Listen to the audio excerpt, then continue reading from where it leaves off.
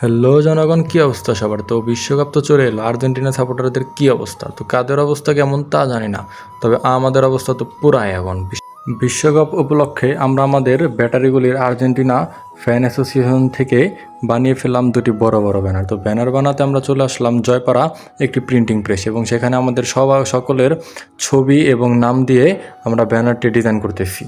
ব্যানারটি design করতে আমরা সকাল সকাল চলে আসি জয়পাড়া, এবং আমার সাথে আসে রবিউল এবং জিহাদ।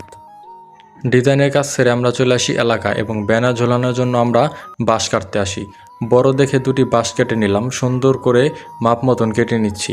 আজকে প্রচণ্ড গরম, যে কারণে আমাদের সকলেরই অনেক সমস্যা হচ্ছে, এবং ঘেমে প্রায় সবাই একাকার হয়ে গেছি।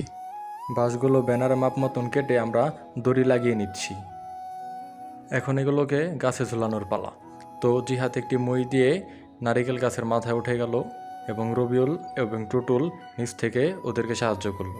তো মোটামুটি অনেক চেষ্টার পরে ব্যানারটা আমরা উঠাতে সফল হয়েছি, এবং দ্বিতীয় ব্যানারটি ঝোলানোর জন্য আমরা 3 রাস্তার মোড়ে এসেছি। এখানে প্রায় প্রচণ্ড পরিমাণে গরম, এবং দেখতে দেখতে আমাদের এই ব্যানারটিও প্রায় ঝোলানো শেষ, এবং আমাদের ব্যানার ঝোলানো দেখে আশেপাশের অনেক মানুষ এসেছে। এই আমাদের ব্যানারের ফাইনাল লুক।